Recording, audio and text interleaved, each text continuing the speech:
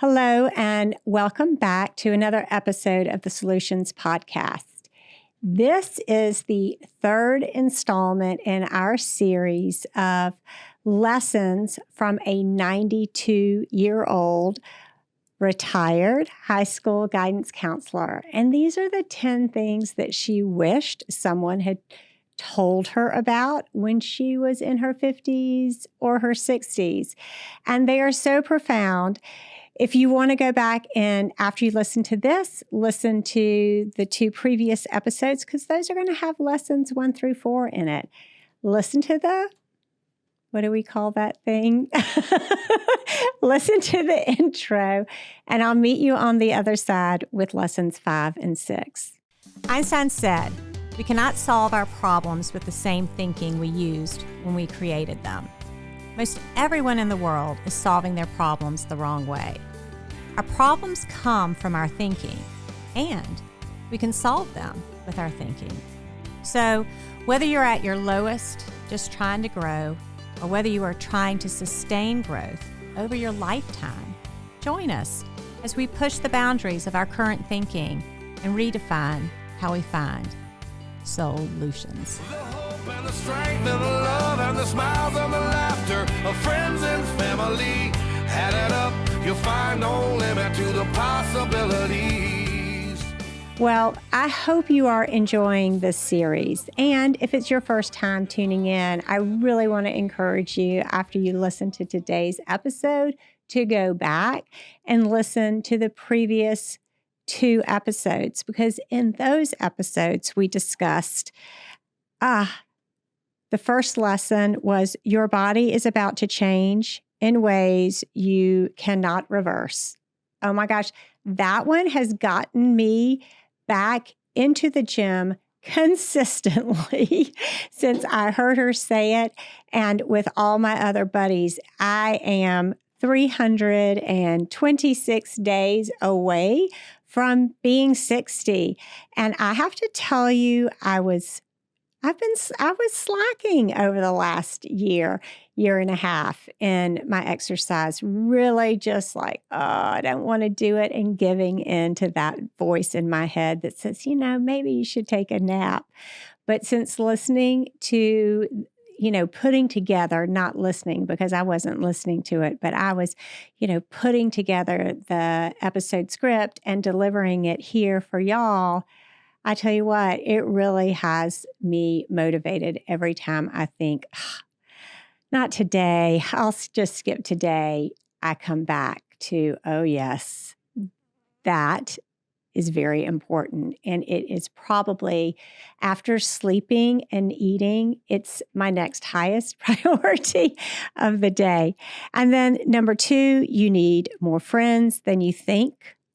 That's a really, really big one. And it's really so important, I think, in midlife, because that's the time where our friendships kind of go through I'll call it a fruit salad turnover. Number 3, have the conversations about death and money now while you still can have them. And I'm just going to give you, remind you of what I said in that podcast episode. Nobody wants to have those conversations. So maybe you can use that as a get out of your comfort zone challenge to help remind you, I've got to get out of my comfort zone and have these conversations, just like your 20-somethings need to get out of their comfort zones and find their first jobs. Number 4, retirement will not save you. It will expose you. Wow, that one was another really good one. And then today we have lessons 5 and lesson 6. And 5 is you have less time with your spouse than you think.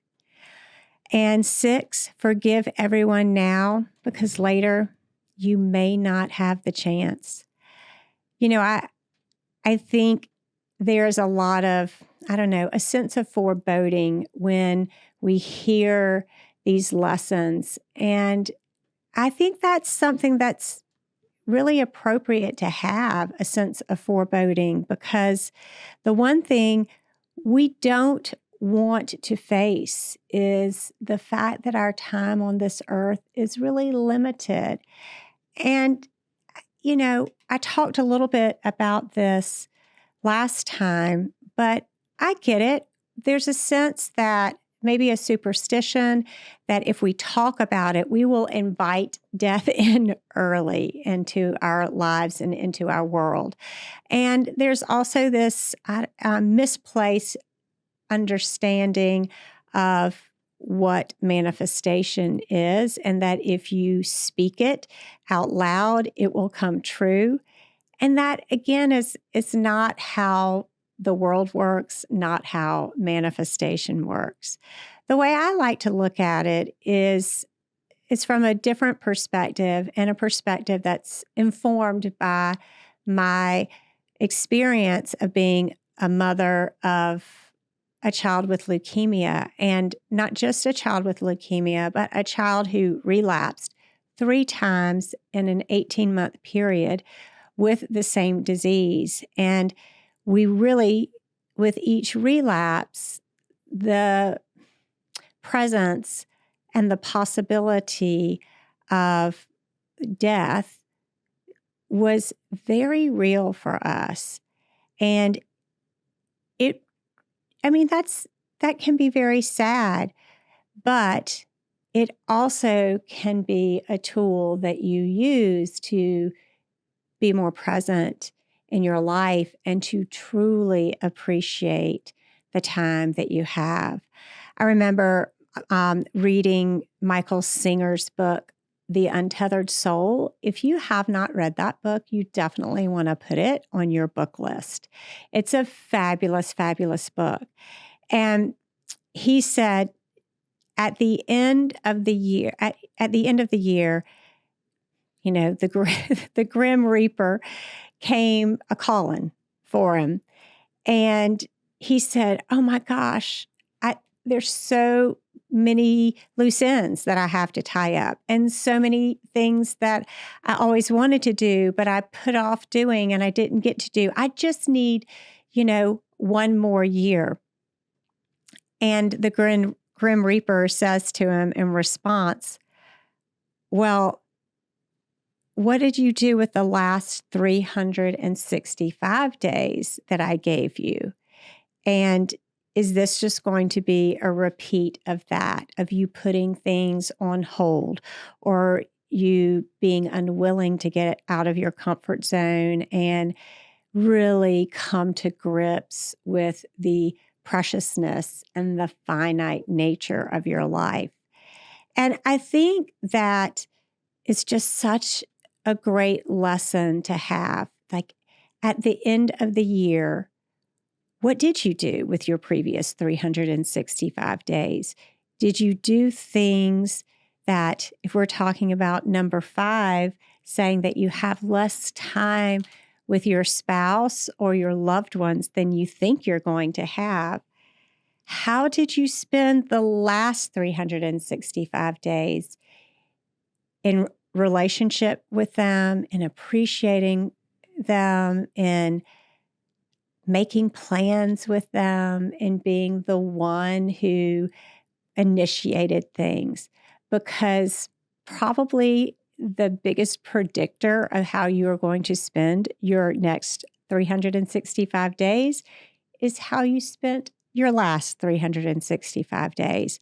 Unless you use this and use this list and use this advice from someone who at the age of 92 said, golly, these are the things that would have made such a difference in the previous 32 years of my life if I had only known about them.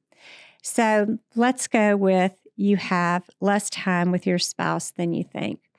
I remember when my father had a stroke, he was in his late 70s and really just beginning to retire from the practice of law. And this was a time that my mom, I know, had looked forward to for a very, very long time. There's a saying of spouses of lawyers that the law is a jealous mistress, meaning It's all consuming to be a lawyer oftentimes. And I can say that as a recovering lawyer that I found the law to be all consuming for me. And I often worked late at night and on weekends. And I think that my mother had looked forward to this quote unquote golden years with my dad. And instead, he had a stroke. And that changed his ability to enjoy those years with her as she had imagined and as I know he had imagined as well. A stroke is a brain injury, and it truly impacts how you think and how you feel and your capability to move. And so her golden years became another season of caregiving for her. And so, I just truly remember being struck by that. And yet I didn't necessarily internalize it or put myself in her shoes to say, golly, take note, this can happen, and really begin to put the time into your marriage now. Do not assume you will have time later. But when I, read this piece of advice from this 92-year-old retired high school guidance counselor, it was like the third message I had received that, nothing is promised in our lives. The length of our lives are not known to us at the time we are born.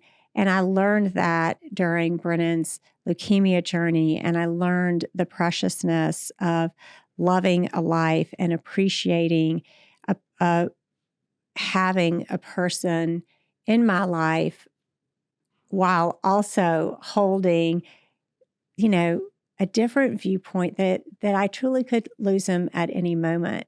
And then I had this experience, with my mother and my father. And then now, I'm like, okay, I'm going to take the message to heart.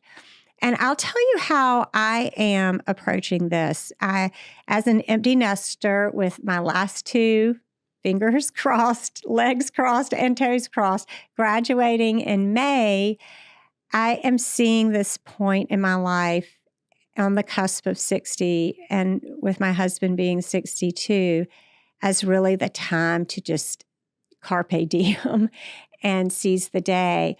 And with that, I am truly beginning to imagine and proactively and intentionally think through, how do I want to show up in my marriage in this new decade? How do I want to relate?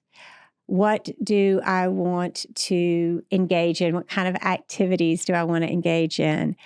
What are the things that I may want to forget? And what are the things that I need new skills to develop new skills around? And last, which will segue us into the sixth piece of advice from our beloved 92-year-old retired high school guidance counselor, such a mouthful there, is what are the things that I need to forgive, the storylines that I need to let go of, and maybe the scorecard that I've been secretly keeping, and the tally of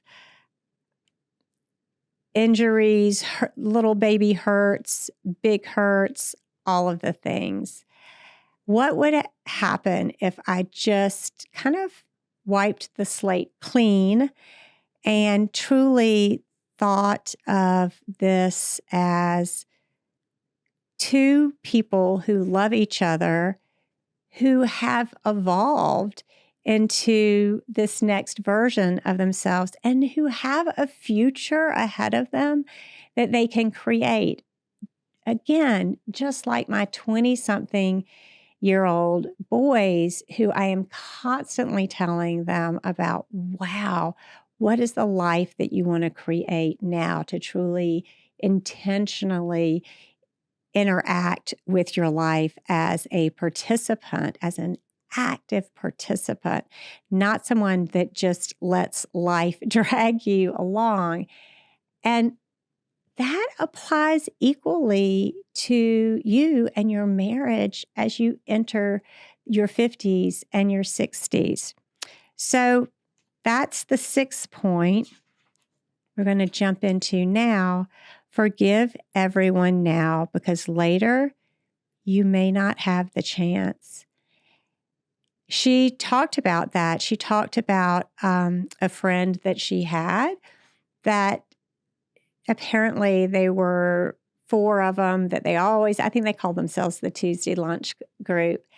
And I think there was a falling out amongst one of the members of the group, and the other 2 members limped along until they actually passed away. And this woman was like, golly, I really miss those people who have known me since, right? The people who knew you when. And especially as we get older, the people who knew you in your 20s, that circle gets smaller. The people who knew you in your childhood, who knew your parents, that circle gets even smaller. And so I imagine her, with the loss of those 2 in her group, embarking on some type of research to find that other person and to mend the fences with her. But she discovered that that person had passed away 10 years prior.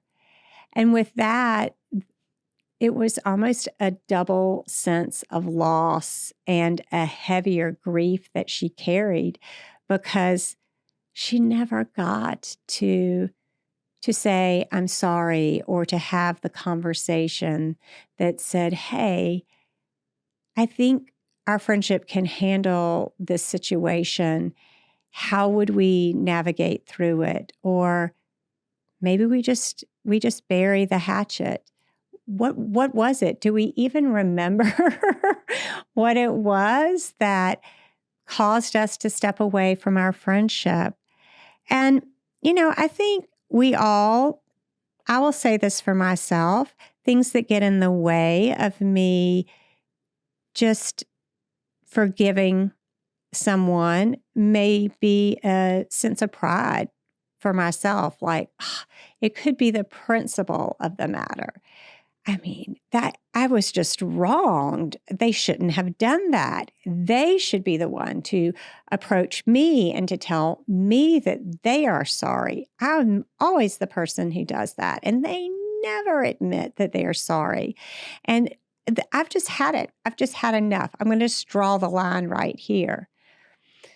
Well, this was another thing that I used to run into a lot in the practice of law, because when you have litigation, often, and I did a fair amount of business litigation, there's a dispute. You were previously partners, you used to work together, and something happened, and now you find yourself suing each other. And this principle of the matter would come into play so many times. I mean, I would venture to say 99.9% of the time, they didn't want to resolve the issue because it was just the principle of the matter. They should apologize. They should pay me. They shouldn't have stolen those clients or, left me in the dark of night. If only they had had a conversation with me, we could avoid it. And I always advise my clients, I said, listen, I get it. I get it. You were wronged. They were wrong. And yet litigation is expensive. And the more you fight, the more expensive it will be. And the more entrenched you're going to become in your point of view. And I would always say this, do not die on the cross of the principle of the matter. People who do need to have very deep pockets to withstand and the amount of time it takes to maybe end up on the right side of the litigation. And so I have to take that same working knowledge from the practice of law and disagreements into my own personal life and say, gosh, Tara, don't be the one who dies on the cross of the principle of the matter. What other way could you think of working through this issue? What are the uncomfortable conversations that you may need to have? What are you willing to do to show up as the version of you who she tried? It's a very hard thing to do, to be that person. But the older I get, the more I have collected evidence for myself of when I felt that I was wronged and some of the heartache that caused in my life, the years lost to not speaking to people, the pain involved in, I don't know, tap dancing around social situations when that person was going to be there and I was going to be there.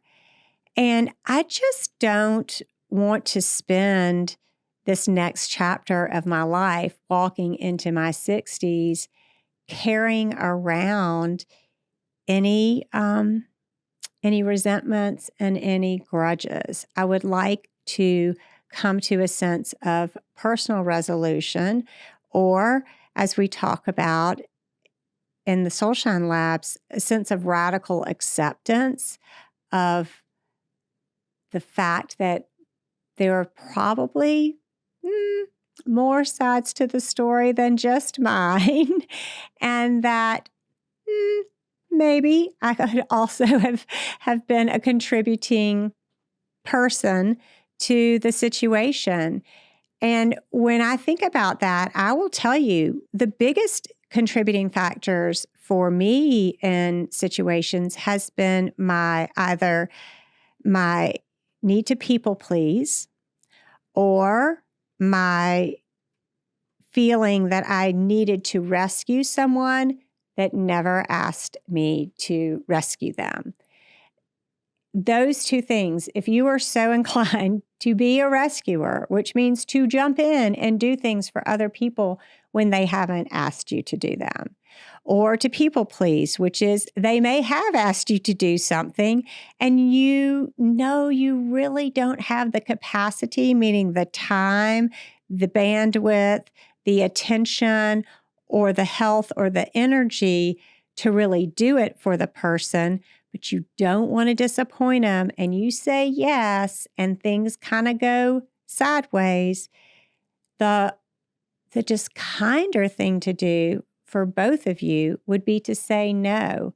And so when I look back and notice that, that disagreement came about in large part, I can trace it back to the point where I should have said no and I didn't, where I should have stepped in and been honest about what I had.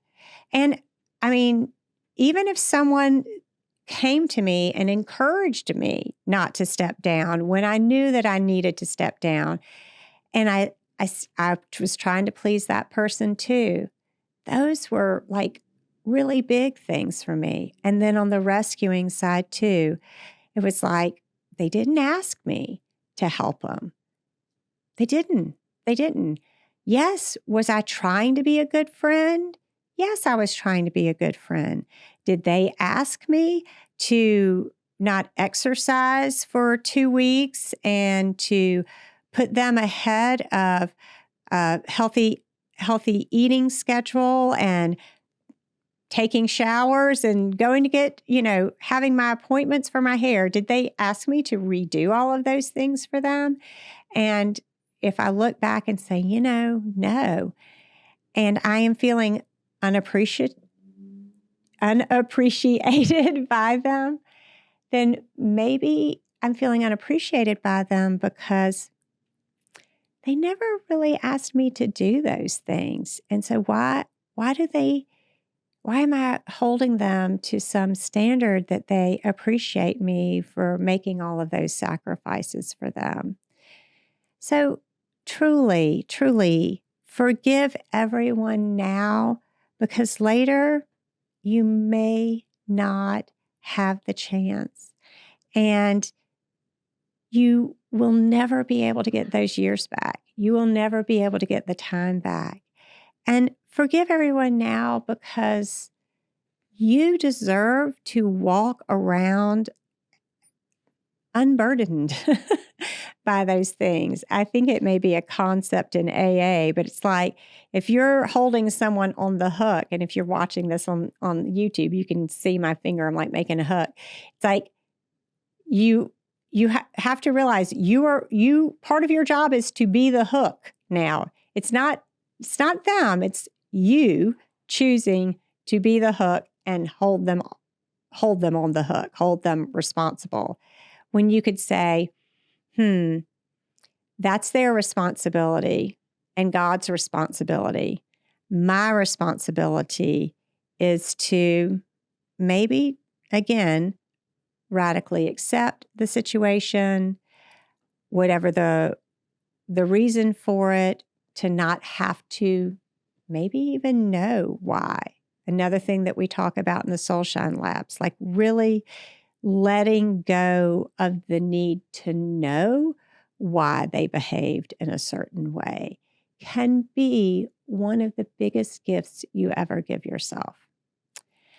Well, I hope you liked these 2 lessons and the deep dive that we took on those today. And I hope that you will go back and listen to the previous lessons. And if you are, listening to previous lessons, one of the fun things Ethan, who's my producer here, he said to me as we were setting up the set here, and I was asking him about his trip to New York City, and he was telling me how amazing it was. Well, he goes, and then we came back and we had that re-entry turbulence, Tara. And what I love is he's so great at helping me. He sits there, he has to listen to me all the time. But I love it when I hear stories that you are actually integrating the things that we talk about on this podcast into your life, and how it brings a sense of awareness to you. And then it helps you through a challenging time.